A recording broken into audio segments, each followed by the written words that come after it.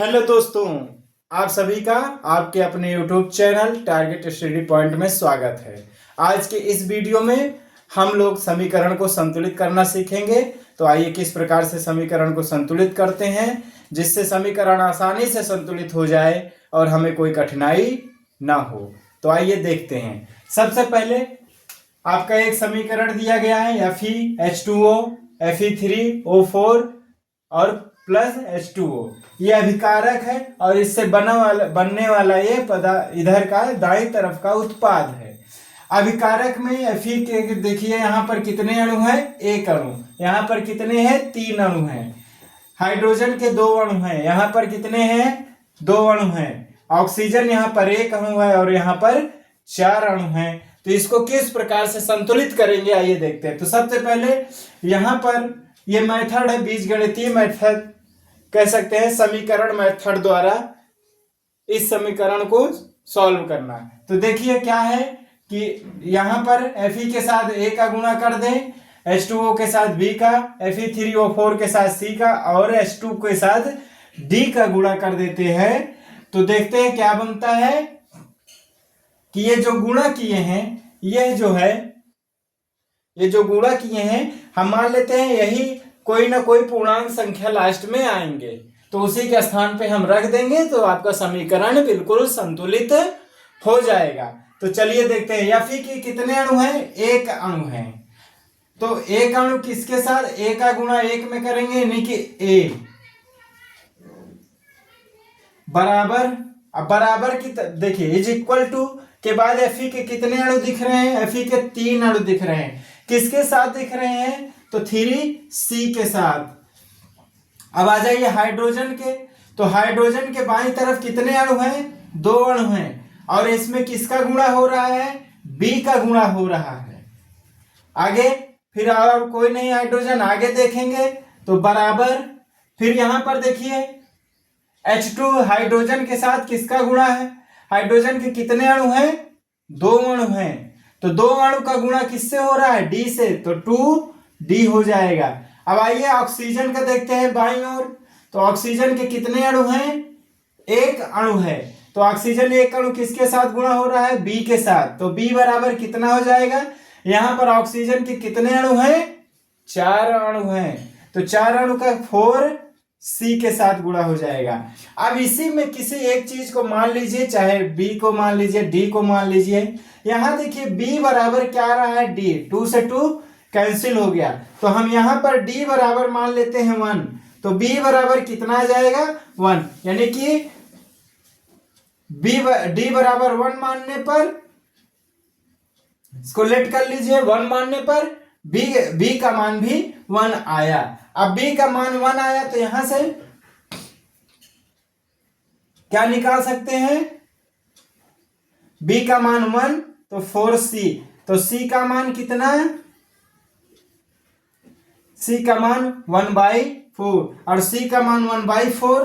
तो यहां से A का मान निकाल लेते हैं, 3 × 1/4। तो 3/4 इस तरह से ये मान निकल आएंगे। आप इस तरह से मान के निकाल लीजिए। चलिए अब यही मान समीकरण में रख दीजिए। तो A बराबर कितना? 3/4 कितना? Fe प्लस B बराबर कितना? B बराबर 1 आया है। तो H2O is equal to C बराबर कितना? तो C बराबर 1/4 Fe3O4 प्लस D बराबर कितना? तो D बराबर 1 यानी H2। अब देखिए यहाँ का हर में आ गया 3/4। तो इस 4 को गायब करना है, तो हम पूरे में किसका गुणा करा दें? पूरे समीकरण में 4 का गुणा। तो 4 का गुणा कराएंगे तो ये 4 से 4 कट जाएगा, तो बचेगा क्या? 3Fe प्लस 4H2 और बराबर में 4 का गुणा, तो 4 से 4 कट गया, बचा क्या? Fe3O4 प्लस का 4H2। तो इस प्रकार से प्राप्त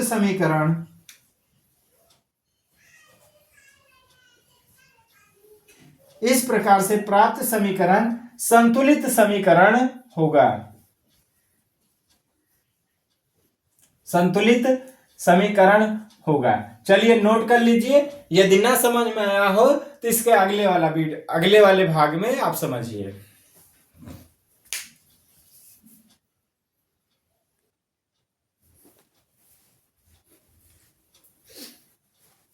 तो आइए एक दूसरे समीकरण से फिर से समझते हैं कि किस प्रकार यह समीकरण संतुलित हुआ है। तो आइए देखते हैं। तो सबसे पहले क्या किया, इस समीकरण के आगे a का गुणा किया, इसमें b का गुणा किया और इसमें c का और इसमें d का गुणा कर दिया।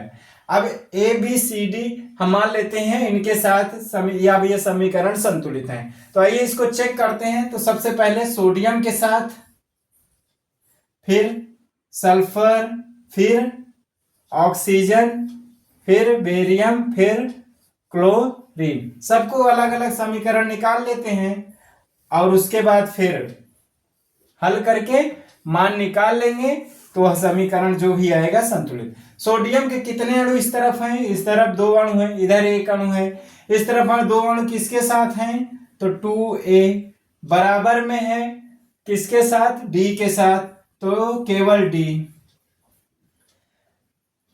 चलिए सल्फर के 1 अणु है, a इधर नहीं है, बराबर के आगे देखिए कितने अणु हैं, 1 अणु है, किसके साथ है, c के साथ है।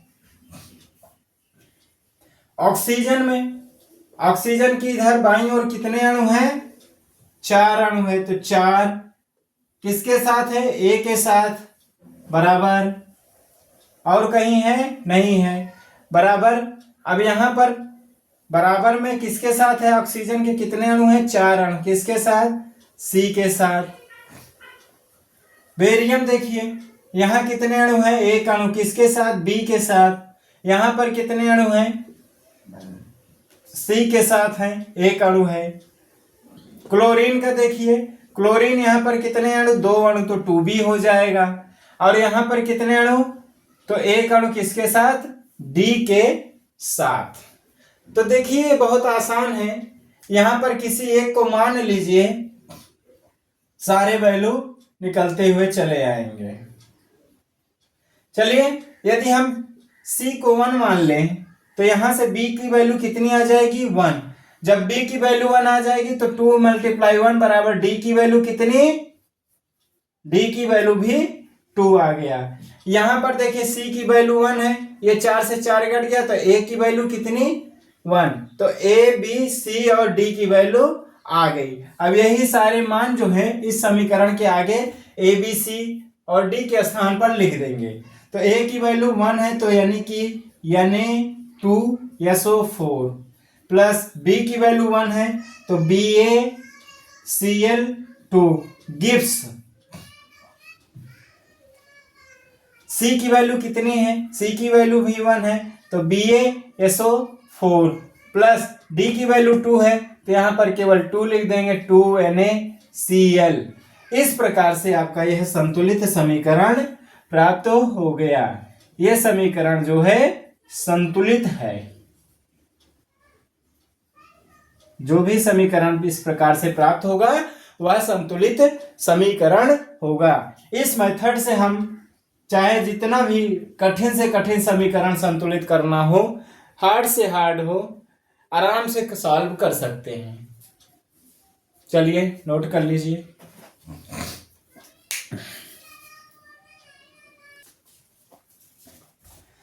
तो आइए एक और समीकरण देखते हैं किस प्रकार से सॉल्व होगा।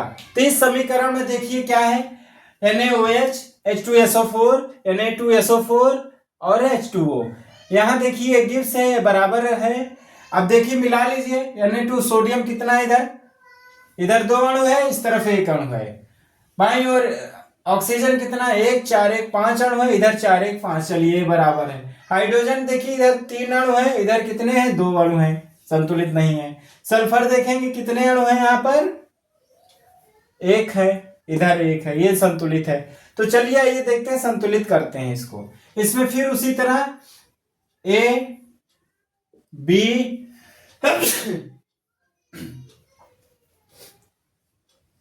C और D लिख दिया। अब सबको लिख लीजिए, सोडियम, ऑक्सीजन, हाइड्रोजन और सल्फर। सोडियम, ऑक्सीजन, हाइड्रोजन और सल्फर। चलिए आइए देखते हैं। अब बाईं ओर देखिए क्या क्या, कौन सा कितना अणु है वो लिखिए। सोडियम के बाईं ओर एक ही अणु दिख रहा है, किसके साथ? ए के साथ, तो 1 गुणे ए यानी कि ए। बराबर में इधर किसके साथ है? सी के साथ है। कितने अणु हैं? तो 2 अणु।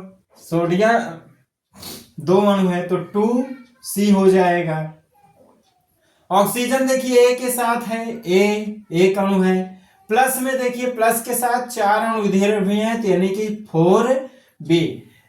ध्यान दीजिएगा आप लोग कि जब भी सॉल्व करेंगे तो दोनों, अगर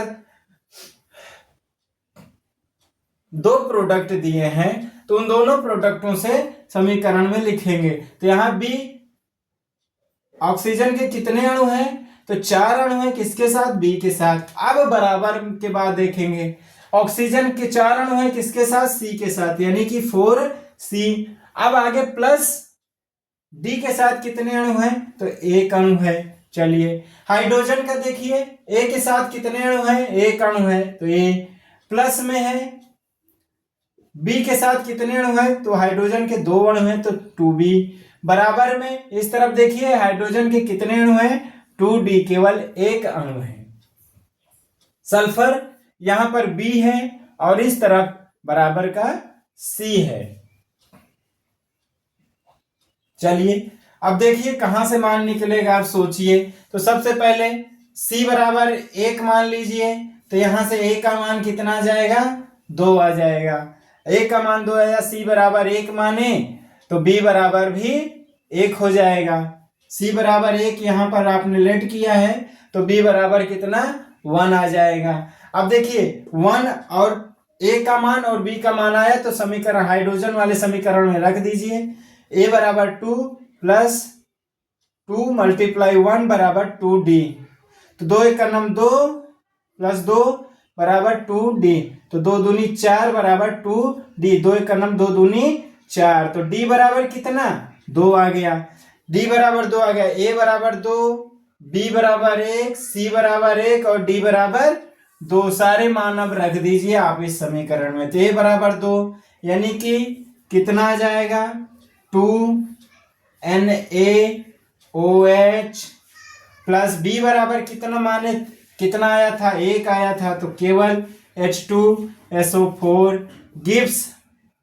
C बराबर कितना आया है? C बराबर 1 है तो यानी 2SO4 प्लस D बराबर कितना है? तो D बराबर 2 है तो 2H2O। तो इस प्रकार से जो भी समीकरण बन रहा है यह संतुलित समीकरण है।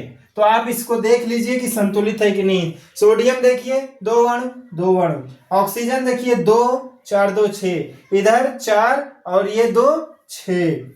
हाइड्रोजन देखिए 2 2 4, हाइड्रोजन देखिए 2 दूनी 4। सल्फर देखिए 1, सल्फर 1। तो इस प्रकार से जो भी समीकरण आए संतुलित आए। आपका 1 नंबर में संतुलित समीकरण जरूर आता है। तो अतः आप सभी लोग इस वीडियो को बार बार देखें और यदि ना समझ में आए फिर भी तो फिर कमेंट कर दीजिएगा, फिर एक वीडियो इस पर और लेके आऊंगा। धन्यवाद।